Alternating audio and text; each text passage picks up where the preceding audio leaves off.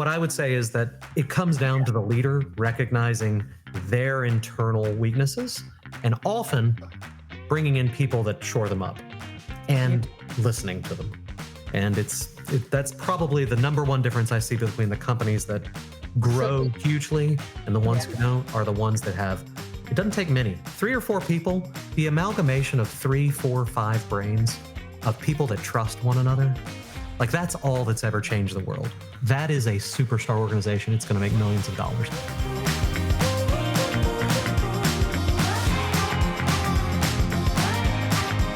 Welcome to another episode of It's a Profitable Life. This time, I have a great guest on the show, Rami from People Processes, a company that helps businesses manage their HR needs.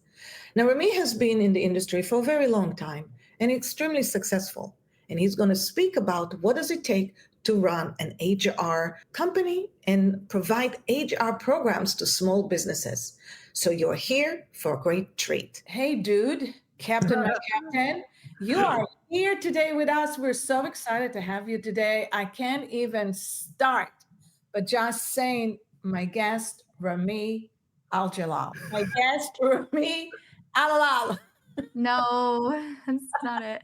So far. Okay, it got worse now. It got worse. I'm Rhamy Alejeal, and I'm very pleased to meet all the listeners today. My guest, Rhamy Alejeal. Close. Like Ally McBeal. Alejeal. Ally McBeal. My guest, Rhamy Alejeal. I'm super excited that you're here. I probably butchered your name, but you know what? I get my name butchered all the time. And what I remember is, Rhamy, that I was one of your very first guests on your podcast in 2018. That's right. Don't HR Alone, 2019. Yeah. And look at us. Look at us now. We are just looking like 10 years younger than then. We've definitely aged in reverse, no doubt. You know, COVID, the last 6 years, it's been a really easy time. No new wrinkles, fewer gray hairs for me. Yeah, it's been great. I love that. You know, here we go. And by the way, for anyone who has not yet to see Nicole, hello, Nicole. Here we are again. We've been doing this for how long, you and I? I have been with Ronit and the company for 4 years. We just celebrated our 4-year anniversary, didn't we? But I came on to launch Profit First for Salons with you, which was a huge success. They were like, if you sell 50 copies in the first year, you're doing great. And then we sold like 5,000. So we made such an impact together in that first year. And so every opportunity that you've presented me as the company has grown since then, I've just been like, yep, sign me up. So yeah, it's great to be here with you, Ronit, and you, Rami. We've been doing StreamYard for a long time, before even StreamYard was streaming. We've been doing this, but here we are. So we're excited to have you here today.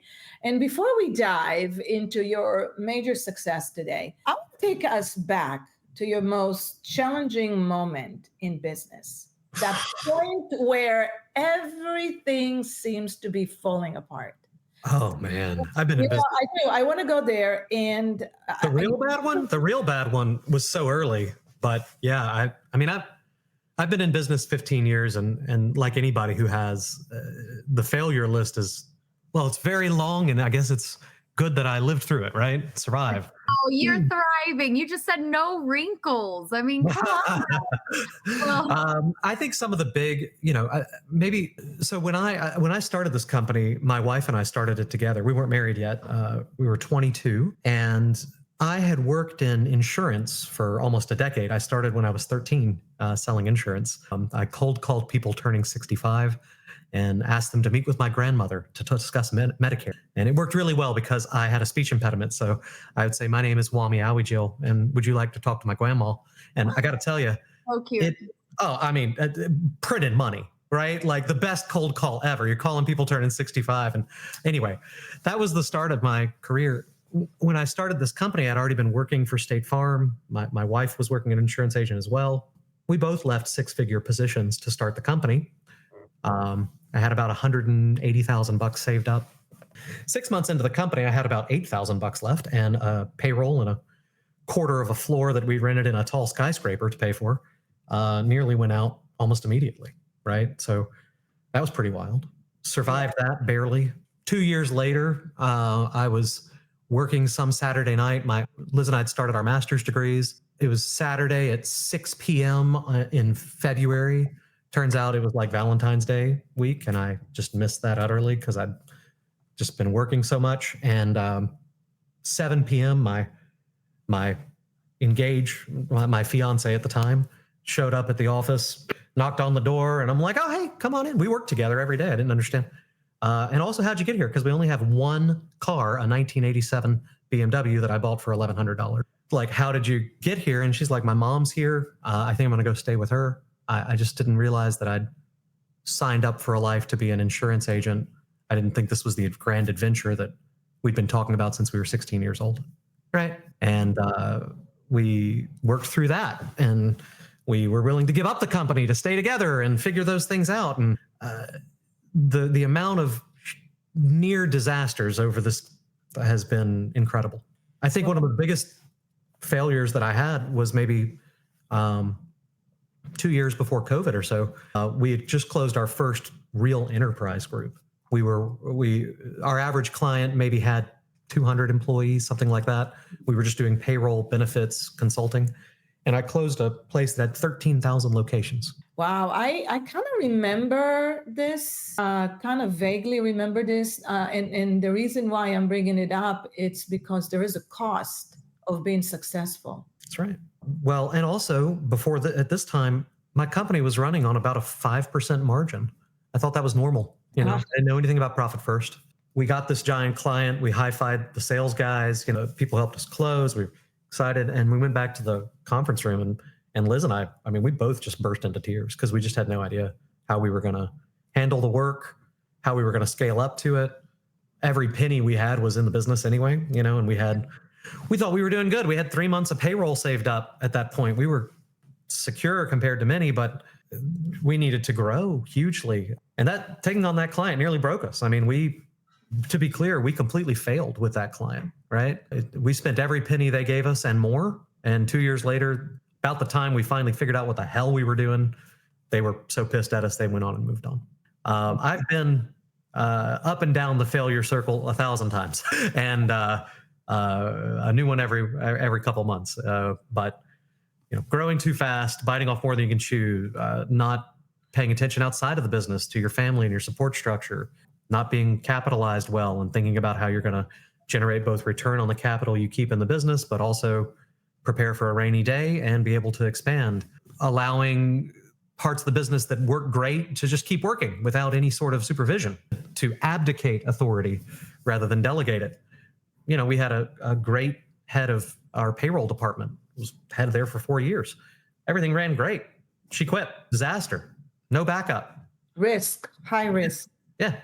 And why did I let that happen? Because I had utmost faith in one employee, like a fool. That's not her job. Her job isn't to make sure the business runs no matter what. That's my job. But I let her take that. And so the list of mistakes and failures that you just survive and keep growing through is I'm excited to go into it in a little while. This episode is sponsored by Salon Cadence, the only global advisory network helping salon and spa and med spa CEOs scale to 7 and 8 figures without a burnout. This is not a do-it-yourself program. This is do it with you and for you. From profit-first system to team-run leadership. First, we fix the numbers, then we create the wealth, then we will focus on CEO mindset, and we build the process with your team to give you the ultimate freedom to become the true CEO and visionary you are. We have helped thousands grow widely successful for freedom-driven companies in beauty, wellness, and regenerative medicine. If you're ready to grow, scale, and live a wealthy life, visit saloncadence.com. But I know that we talked about failures and we talk about the cost of being an entrepreneur and how the carousel goes up and down and up and down. And, Nicole and I, we've been doing the same thing, the same dance, up and down, trying to figure shit out. Yeah. But, the thing is, it's important to know at some point, I think, and you tell me what you think, and maybe you want to um, share something like this with it, because behind every crisis in the business, right? Behind this, there's our major risks or major deeper problem like health, relationship, spiritual well-being. What have made you finally decide to change all of this? Because I know what it takes, and I know how we get affected, how we lose sleep at nights, and everybody think that everything is la-di-da, and you're putting your face on that it's all good, and no matter what kind of a business you have. I mean, we right now run our business 70% remote. We still have to show up with a smile on the face. That's right. And sometimes you just don't want to get out of bed because the bed is so comfortable. And sometimes you don't want to get out of bed because you just don't want to face the world. That's right. That's right. You know, you got that meeting at 10 o'clock that it's going to go bad. Yeah. Well, I tell, I don't wish for easier challenges. I wish for myself to be better. Right. And that's what it comes down to. That. Like with very few exceptions, every 6 months I can look back on where I was 6 months ago and know that I would utterly kick my own ass. I'm smarter. I'm better. I'm better positioned. I know more. I've got a better team. I got better relationships. And for me, it's been an incredibly consistent, like for 15 years of doing this, every year, couple of percent to 50% more growth, bigger team, bigger problems, bigger mistakes with more zeros. And every once in a while, the mistakes or the pain get a little ahead of where I am. And every once in a while, I'm moving fast and everything's smooth. And I feel like the business is boring. But it's just as there's two things. There's always there's the business and life is going to present you challenges. And I've focused on making sure I can meet those challenges. And it's an iterative process over and over. And hopefully I don't get hit too hard and can survive it. And then I'll grow from it. And then the next time that comes up, it's a breeze. Things that, and I was literally talking with a new employee about this. Yeah. She's been with us 4 months, and her boss's boss, somehow it got to me, right? 5 layers of management up to me. And so I wound up working with this employee who's been with us 4 months on a system design issue. And it took me 25 minutes to show her how it worked, build it out, automate it. Now it's going to work great. And it just kind of wound up being, this was one of my first interactions with her. And she had spent probably 2 or 3 weeks working on this problem, and also had brought in a consultant and all kinds of stuff. And I told her that the thing that this just took you 2 or 3 weeks to do, in another 2 years is going to take you 2 or 3 days. And 2 or 3 years after that's going to take you 2 or 3 hours. If you continue to improve, the gain is so wild. The stuff that would utterly break me just 3 years ago now is a Tuesday, and I go out, have a good margarita for lunch and go home with my day. Margaritas is the name of my favorite restaurant. I don't actually drink margaritas. Oh, I see. Margaritas is a Mexican restaurant about a 6-minute walk that way. And someday, 11:30 on those days, it's like, hey, I gotta. Imagine the HR company going to margaritas and getting margaritas during lunch. No good margaritas. That's not my vice. I have plenty of others, but that's not the one that's going to get me in trouble. Is this one of those do as I say, not as I do kind of things? I don't know. But Rami, I love everything that you've said. It makes me think of that quote where it's like, life is 10% of what happens to you and 90% of how you react and respond to it. And I think that your story is such a testament to that, and how you support and help others. And yeah, you came from, your journey is incredible with you and your wife and being 22 and all the things that you guys saw and did together to create the company that you have now. But you're also like a best-selling author. I mean, you have incredible accolades. And so I just applaud you because you didn't give up. You were like, you're living in that 90%. 100%. Wow, you live not in the average, you live in the high standards. And you do. And I think that, what is that quote, Nicole, by Norman Vincent? Change your thoughts and you change your world. Absolutely. I love that. And so one of the frameworks that's always helped me, and I don't know where I read this a long time ago, but it was like, if you're hanging on by your fingernails on the edge of a cliff, a light breeze is life-threatening, and you react that way. You feel that way, right? Yeah. But if you're sitting in the castle you built with your hands, surrounded by people you trust, full of resources, safe with food for the next winter, you don't even feel the breeze. Now, one of the most important thing that you can invest in and not do it yourself, I highly recommend mysalonbooks.com. Salon owners that are tired of never knowing if you're actually profitable or where your money is going, on what your money is doing for you or against you. The team at My Salon Books takes the stress off your plate. They are specialized in salon booking, providing real-time insight and financial clarity so you can focus on what you do best, running a thriving salon. Here at Salon Cadence, we recommend mysalonbooks.com.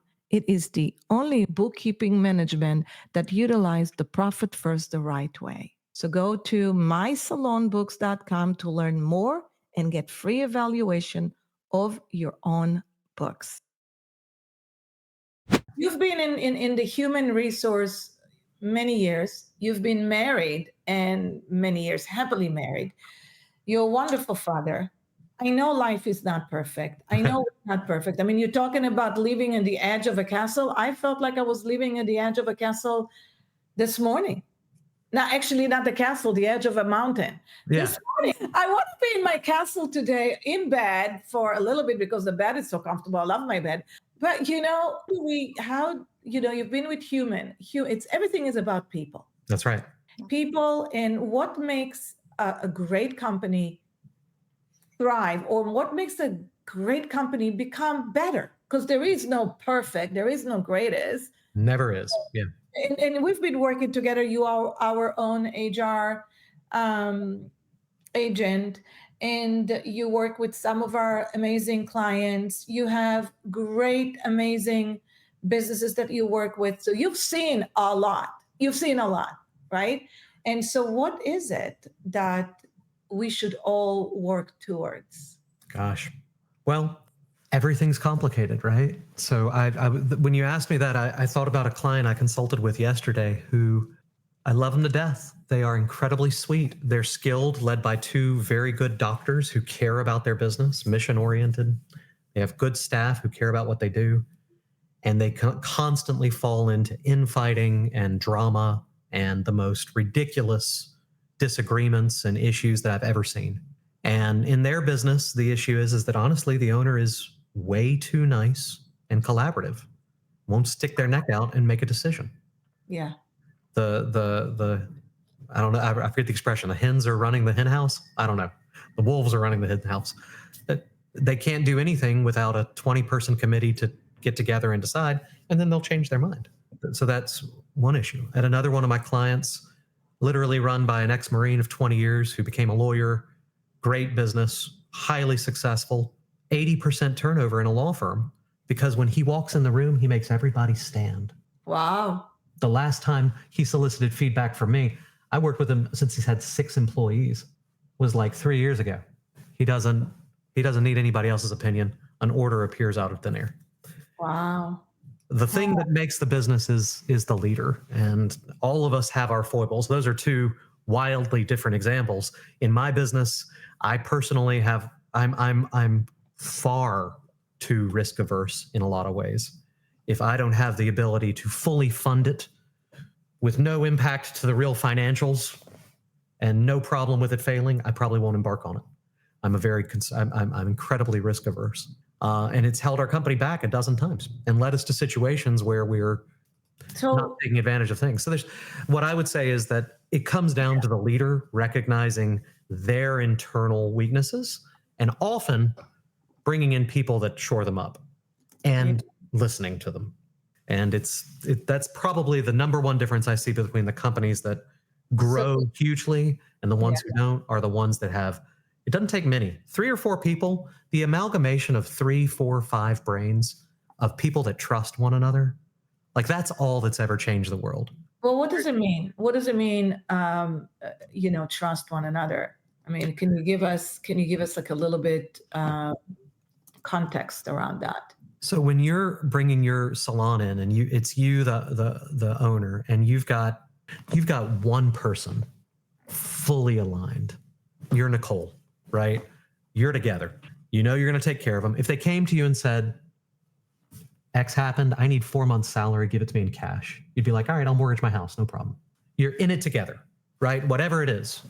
That sort of amalgamation means that you will trust what she says, and that means that your brain is going to work better, right? Your problems, the things that you as a human, we're all crazy, right?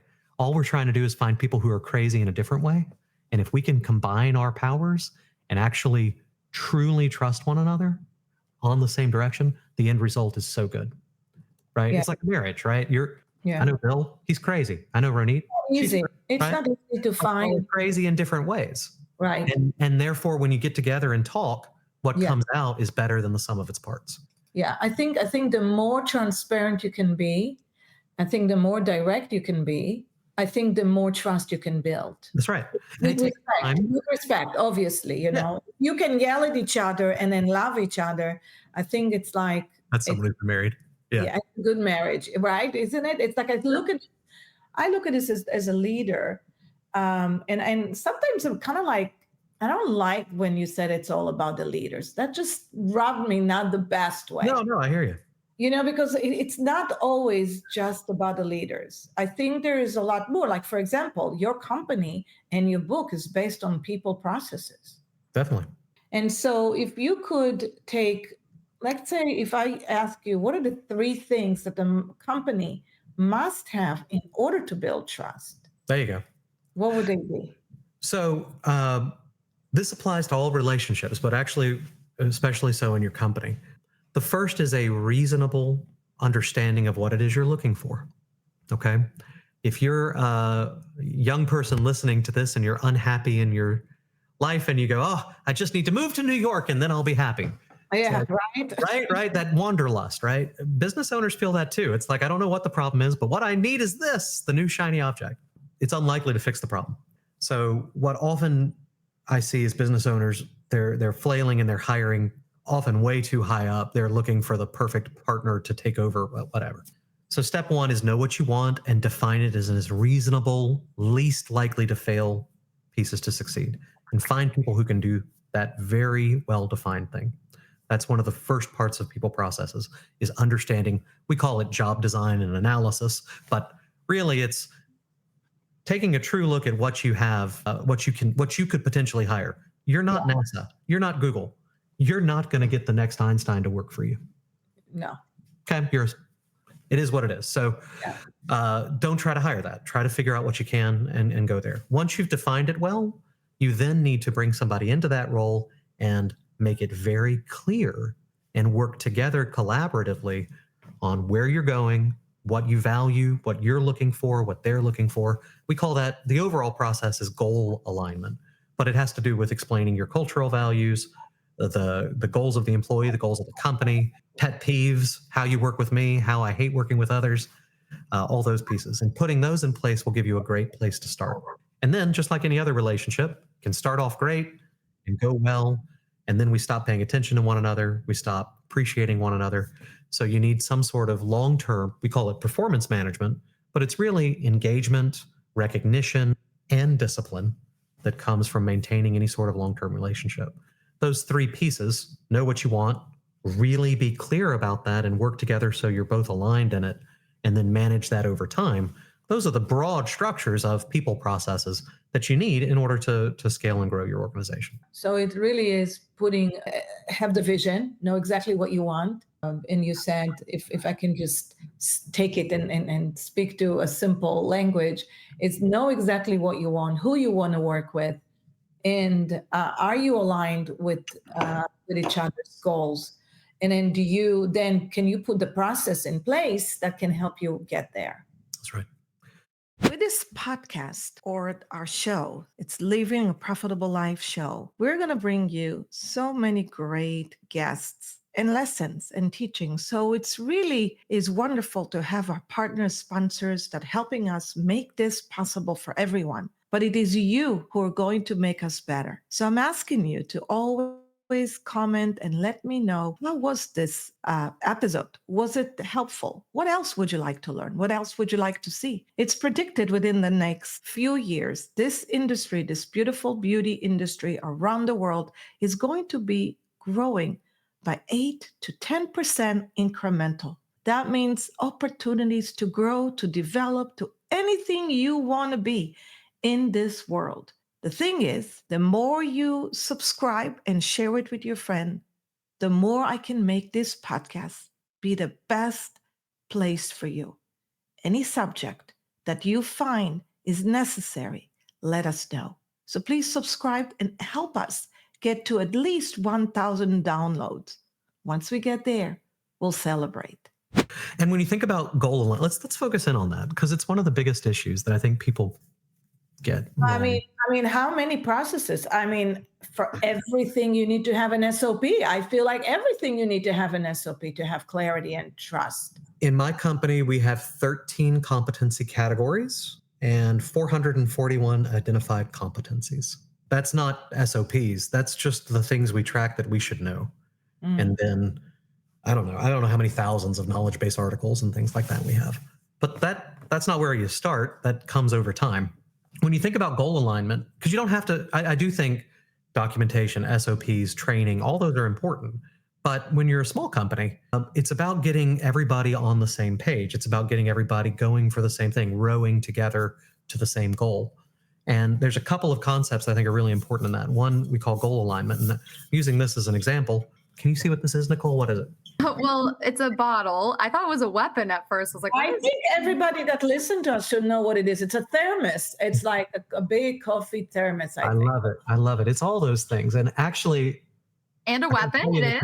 And a weapon, yeah. Person I've ever done this with. It's a weight. No, you can this wait. is a murder weapon. If somebody walks through that door, I'm chunking it at them, right? Yeah, exactly. And it's got a handle. Varies depending on my goal, right? Yeah. Is it to keep my lunch warm? Is it to keep me hydrated? Is it to keep me safe? Yeah. So when you ask somebody, what is this? All three of us can come to different answers. And it all depends on what your goal is or what you think the goal is. And that's it's a water bottle, all right? Or a thermos, whatever. It's a thing. When you think about your career or how we're going to please a client or how we're going to deliver a piece of technology or manufacturing, that's significantly more complicated than this, right? And if you're not completely aligned on the goal, I guarantee you everybody will have a different opinion on what it is. Not even how to do it, just what it freaking is. Wow. Goals are what keep us in the same reality. Your brain is wild. You don't look around and see all the cars. You look around and see the cars that look like yours. Your brain filters out thousands of things so that you don't get distracted. And it's all dependent. What it brings to your attention is what your goal is. So if you can do nothing else, then make clear what your goal is as the business owner and the business. And then understand your people enough to know what their goal is. And if you can get those two to line up, not be the same, they're never going to be the same, but so that Nicole can accomplish her goal at Salon Cadence so that they're aligned, I'm telling you, you'll start growing. And what I find is that the businesses that have 3, 4, 5 people, it takes years to find them. And they're all completely aligned on the goal, right? 100%. That is a superstar organization. It's going to make millions of dollars. And those people will treat their people the same way and it'll grow down the organization. But a lot of small businesses are in a position where they don't have, Liz and I started together. We started it too. It made things a lot better because we were already completely aligned, right? And then when we brought other people in, it was a true advantage because some people she connected with and some people I did, and we were able to get them locked in. But getting that core 4 or 5 people fully aligned, man, I'm just telling you, because what happens as the result of that is I'm never worried that Liz doesn't want the business. Her goals don't align with mine. You're not worried that Nicole in the back of her head is like, well, look, really in my life, I want to travel to Thailand. I want to do a lot of travel. And well, that's how we started. And Salon Cadence doesn't line up with that. You have to make sure that it connects. That was this for Rami. I love that. And that was our interview, our first interview. It's like, well, actually, the first interview was really funny. Oh my gosh, I didn't even know what position I was there for, because I was like, what are you talking about? What are these opportunities? And it wasn't until Ronit told me her story of her why behind the company that I was like, I can't not work with this woman. Like, I have to learn from her. I have to work with these people that she's talking about. But I will say this, what you said is huge, huge, Rami. And I love it so much, because it is hard. I feel like it was so easy, Ronit, when it was just you and I running things at Salon Cadence, and things were so seamless and not complex. We were totally aligned. And I get why that can be challenges as you're scaling, especially for our salon owners as well. Because you get to 30 or 40 people who some of them work 10 hours a week. It's like, how do you do that? And what I will say is the return of that alignment is so insane that it's worth making the investment to do so. And that's people processes. It's taking this kind of nebulous idea, we should align our goals, and turning it into a structured process. Yes. That maybe has a 80% success rate. Yeah. You know what I loved? You know what I loved about one of the things that we did together? And it was the first time that Nicole and I decided, we said, screw it, let's just go full time and let's hire somebody full time to do the operation. Let's not call it a COO. Let's call it operation coordinator or manager. And we had a vision for that person, right? And we had a vision for that person, and we were really excited about that person. We actually knew that person, and that person was consulting for us for a year or two. And so he was on a consultant level for us. And then we decided to bring him full time. And what I loved about the process that we went through with you, Bill, and Nicole and myself, is that there is no one shoe to a compensation or career map that fits it all. It was so creative what you created for us in the terms of the offer, in the terms of the KPI, in terms of what we are looking. You really brought so much thought into it, because you took it, well, what do you want, Ronit? And what's your vision for that role? And then where do you take it from here? And how do you want to hold that person? And let's protect the company. And thank God we did this, because if we didn't, I think we would be down to like $50,000 in debt in just 3 months, right? And that was a huge aha for me, that you don't have to have a black and white career path or a black and white compensation map. And I think, one of it is that, of course, at scale, if you're going to hire 29 stylists, having that standardized is probably worthwhile, right? But by standardizing it, you're losing one of the greatest advantages of a small business, which is that flexibility, right? Yes. When you think about this relationship we were talking about, both with your operations coordinator and elsewise, one thing that we do in our business, we have our managers. So I have my directors. They've been with me for almost a decade now, and we know each other like the back of our hands. They have their managers who are been with them 3, 4, 5 years now, and they know each other very, very well. But when you get down to a team manager, a frontline manager who's been with us maybe 2 years, and they're working with people who've been with us anywhere from 2 weeks to 2 years, they're not there yet, right? So how do we make those connections? And they don't know me very well. So one of those people processes that we do is you have to limit your scope of management so that you can actually take the time to get to know your people. But when you're working with those people, one of the first things we do with a manager who may or may not have been involved in the interview, the hiring at all, they do a 1-hour interview of their employee as if they were going to write an article about their life, right? And it's like, I want Nicole, you got your new marketing coordinator coming on. She's great. We figured it out. She's your person. Sometime in your first week, we prep the employee. We're like, you're gonna go in the magazine. Tell us the story of your life. What's going on? Get deep. Spend an hour just getting to know them, because you can't lead people you don't know. 100%. And then we have exercises that they go through over the course of 16 weeks. The manager does for every employee. How does this person like to be communicated with? If I needed to confront them about a problem in their behavior, how would I do it? If I needed to motivate them, to push them over the edge, to get them to stay another 2 weekends, what matters to them, right? And these sorts of exercises, they don't take long. They take 15 minutes thinking about an employee and writing something. What do you do it? Do you do it like once a quarter? What do you refresh So we have personal development in our company. We have personal development every week, 1 hour every single week. Every Friday, every employee has 1 hour of personal development time. So we have multiple personal development courses, and the leadership one, which is 26 weeks long, has all of these tools where we teach them how to do that. And each one of those things, like the interview, has a guide for the employee and the manager, and they learn it as part of their manager training in that personal development section, and then they have to maintain it for all of their direct reports. I love it. And it sounds like a lot, and it is, to figure out. But again, think about your business and what is the rate of return on 7 aligned, motivated employees versus 7 totally fine ones. Yeah, it's an average, and average sucks. Right? So, yeah, absolutely. It's insane. No. There's no compromise. Out of 30 employees, we did an engagement study out of, at the time we had 30, we have about 38 now, but 30 people, 26 were highly engaged. And that's really high. Now, I was kind of bummed about the 4 who weren't. I felt like, well, what do you mean these people don't make me care? That's all I could focus on. But I know from literature that in most companies, only 10% of employees are highly engaged.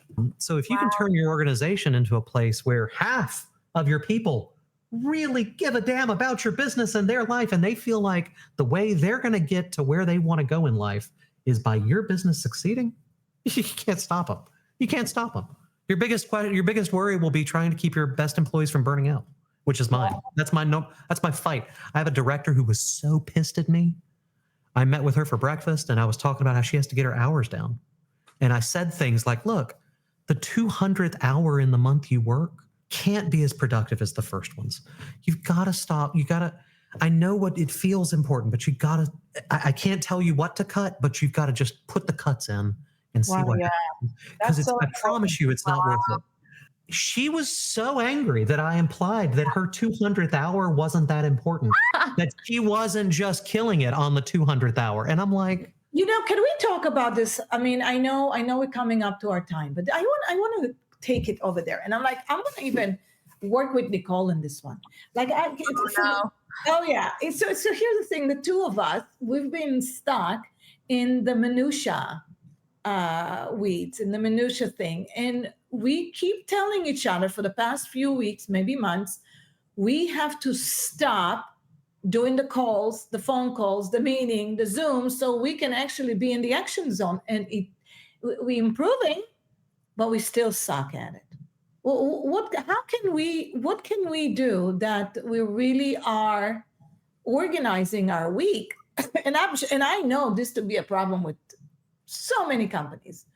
How do we get to the point where finally we just productive for our time more, and that's we're taking phone calls and meetings, and it's complicated, but I will say there are two things I want to say. One is, just like everything, the first thing is understanding what you're doing. So if you haven't done a time study in a couple months, do it. Write down everything you do for a week, and it'll become relatively obvious to you what the stupid ones are. I love that. Right. So that's the textbook answer. It's just like what you eat, right? Why am I putting on weight? I don't know. Write down everything you write. And just by ice cream at the end of the night. Yeah. But just by observing it and writing it down, your behavior will change hugely. But that's the time study is the academic answer. Yeah. Where your focus goes, the cash flows. 100%. Right. So just write down your time, and you will be more efficient with the time. And then the next step of that is go through your stuff, and between the two of you, write down the simplest tasks and then the most time-consuming tasks, and see if there's any overlap. The simplest, most time-consuming tasks are your first thing to hire out. Love it. Okay, Nicole, let's get that on the to-do list. Going to our analogy, though, you have to realize you haven't quite yet built your castle. You have pieces of it. You have lots of things going on. But to go from the nomad hunter that you are, which is awesome, to having a safe place where most things are handled by others, and you get to sit back and lead as opposed to hunt the food or skin the animals or plant the whatever. The analogy's breaking down. Whatever. All right. I'm in the caveman right now. I'm imagining myself in the cave, and I don't go to hunt food anymore. So I'm just sitting and cooking it. That's right. But it happens one piece at a time, one brick at a time. So you're trying to find the one piece that you can get off your table that's simple, that someone else can handle. You can spend a little bit more time building, right? Designing. And that's the process. And it will just take time. But if you iterate on that every 3 months, really, people lie on this all the time. Can you all even hang on? Y'all may see something bad, but look, there are 3 journals right there. They're in beautiful leather cases from Saddleback leather that I love. Each one's more money than I'm willing to admit. And each one has its own special calligraphy pen that's hundreds of dollars. Those are right there. And every single day I'm tracking what I'm doing, top 3 goals, these pieces. And I've been doing it for 10 years. Wow. And I say that to say that if I go 3 weeks without doing it, I come into work and I have a lot of work done. And at the end of the day, I go, what did I do? Yeah. It's not where the focus goes, the cash flows. That's right. That's what it is. This episode is sponsored by Vish, the smartest color management system for profitable salons. Vish tracks your color usage, reduce waste, and helps you charge accurately for all color services, so you can protect your profit and grow with confidence. You know that we are all about profit and how we live a profitable life by design. You can definitely make it so easily, and I've seen it, the actual results on the P&L. Vish makes it happen. Now join thousands of salons using Vish to scale smarter. Head to getvish.com and see the difference for yourself. This episode is sponsored by Forest Salon Software, the all-in-one solution designed to help salon, spa, med spa owners really deliver with confidence and really design and drive their company to success. Forest isn't just a booking system. It is your machine that will help you grow your company with smart marketing and real-time reporting, staff performance tracking, and world-class support. And I mean world-class support, because I wouldn't even recommend Forest if they didn't have a world-class support. Now, so whether you're scaling to 7 figures or streamline your operation or need to fix things and tighten things up, Forest can help you make smarter decisions and deliver the luxury experience that your clients and your members really need.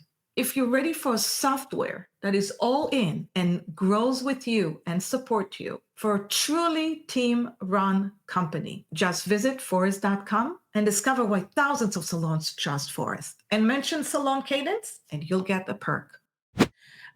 We're coming to the end of our time right here, and I always like to do a rapid fire or questions. Nicole, what did you think about today's guest? Is it Captain or Captain? I mean, he is captain for, plugging your ears, Rami. I'm not hearing you say whatever you want. I'm not listening. I mean, I would love, Ronit, at some point to just recap, some of what Rami said and, talk about how if anybody wants to get in touch or learn more, how they can do that. So I'd love to share a little bit more about our good friend and partner, Rami. But let's start with that rapid fire, girl. I'm ready. And we totally are going to. I love that, we're coming into this whole wholesome thing. One last question before the rapid fire question. So we know what it takes to be an entrepreneur. We know it's not an easy ride. But what do you do or what do you suggest for all leaders? The first thing to automate. And so what I mean by that is, in order to scale, and that's what we do with Salon Cadence, we teach how to scale. But in order to scale, you have to either replicate or multiply without adding any more burnout and anxiety to yourself. Like where you can choose to stay in bed if you want to. Okay. Now, and I look at this as you can go away for 3 or 4 or 5 weeks and the business is going to run better than you. What are the first 3 things or 3 hires as an entrepreneur that works as an operator need to do, and in what level do they need to do that? I think it's going to vary hugely. when I think about salons, gosh, that's a tough question.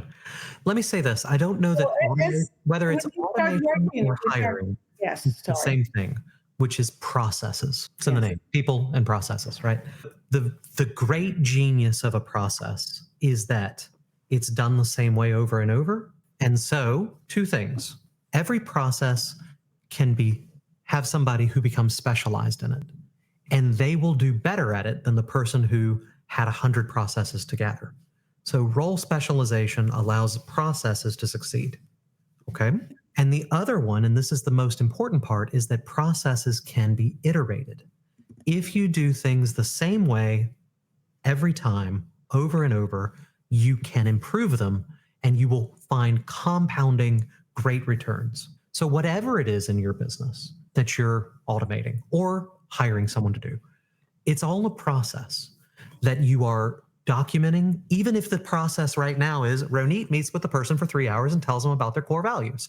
Okay, record it, write it down, and then have somebody else say those words. And then figure out what maybe better words would be, or what supporting documents would be, or what those pieces could be done earlier before they start, or more efficiently, or more fun. But it starts with developing any process, which means writing down what you're doing right now. And the iteration of it is where the magic happens. I Wow. don't really care what you do first. I just want you to do it documented and write it down and do it the same way 3 times in a row. And it will become completely obvious what you should change. You don't need me to tell you. Brilliant. And I want to dedicate this because the first person that comes to my mind is Kim Olsen. So I'm dedicating this to Kimmy Olsen and Toby. You guys are heroes. And I just can't wait for you guys to hear these magic words. Okay, ready for the rapid fire, Nicole? I'm going for it. Go for it. We're ready. Okay. All right. Now, what is your superpower? I make really complicated things. I love nerding out on really complex things and then making them the decision-making framework much more achievable by most people. I love the just real dark and dirty, nerdy stuff. Ah, now, if you could put a billboard anywhere, what would it say? To truly grow my business, I've been wanting to do this for a long time, and I just have never pulled the trigger. I'm just not brave enough. But I want to lean into how much HR sucks. I actually bought IHateHR.com and HRSucks.com. Both of those are my websites. I want to put up like a Ashley Madison sexy woman that's like people processes HR for grown-ups. Like I want to do something that leans into how stupid HR can be. I think that's so funny. Yeah, how it treats people like children, and just I want to lean into like that. But I'm scared to put up something that's like, you know what I'm saying? I don't know. I'm gonna figure it out. But that's the billboard I want. That's awesome. And what's your definition of success? There's a quote from Firefly that is on my desk over there. My wife got me an engraved brass compass with there, and it says a captain has one job: find a ship, find a crew, find a job, keep flying. And I've always viewed success as living to fight another day while maintaining our dignity and values, right? And so I think of every day we get to succeed. Every day I get to do this. Repeat that again, because that was so pretty. Every day I get to do this is success to me. It's about surviving and fighting and continuing on, and that's the win. I don't promise people that this is going to be a lot of fun. I say, I promise you we're going to be down in the mud and the shit, and it's going to be hard, and we're going to struggle, and the rewards will be great in the end. But you have to enjoy the mud, and if you don't, you're not, it's not going to work. So, and I guess my last question for you: what's exciting opportunities are coming your way? We have quite a few. So, of course, we're very excited about our partnership with Salon Cadence. That's been a lot of fun. Yes. We've also recently, this morning anyway, we were at 2,980 subscribers on our YouTube channel. We're about to cross 3,000.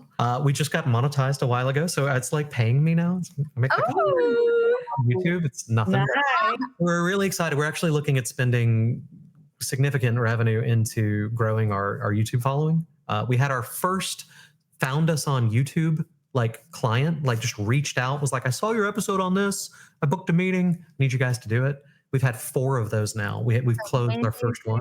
Amazing. So we're excited about this like kind of broader growth there. And then the biggest opportunity we have is simply anytime there's we're a weird company because when the economy does great, people are hiring, they want to scale, they're coming out to hire us. When the economy does poorly and there's a bunch of regulations and things are changing all the time, they can't keep doing things the same way. They have to reach out, figure out how they're going to survive in a more lean and efficient fashion. Simplicity. So I always look forward. We do best in times of tumultuous times. We're bad that way. That's just a bad part of my business. But whenever we see things changing up, getting shaken up, the federal level, the state level, that's the opportunity for us. I love that. I think that's brilliant. Well, that's it. That's a wrap, my friend. I think that this was our very first one that we recorded, which I think we're now equal. And I will say that it was so much fun to listen to you. So much fun to have threesome here. Oh, hopefully they trim that part out. Call me HR guy. Don't have a threesome with your HR company. But as just a quick recap, Ronit, so we have here as one of our honored guests. Oh, and his face is so red right now. I'm just holding back. I'm just trying to be a good guy right now. Rami, let me do this for you. Rami. Oh, of people processes along with his wife Elizabeth, who own People Processes together. They're a company that helps businesses manage their HR needs. Their complete HR program gives companies a full HR team handling everything from new hires to business partners and managers. So I just wanted to make sure that was really clear, all of the wonderful things that you guys do. And you have a podcast, right? So that's where people can find you and learn more. Yeah, peopleprocesses.com is our website. You can always find us there. And of course on YouTube at People Processes. Subscribe, guys. Yes. Yes. And we're any friend of Ronit is a friend of ours. So just if you need anything, reach out. You can book time with me directly. Any Salon Cadence member gets 30 minutes free consult with us. Wow. I'm not selling you anything, just whatever you need to talk about, figure out, need a documented thing, let me know. We're here to support you guys. And in the long run, if you want somebody to help do it with you or even do it for you, that's where my company comes in. Fantastic. Wow. Thank you, Rami. Thank you, Rami. It was pleasure. so great.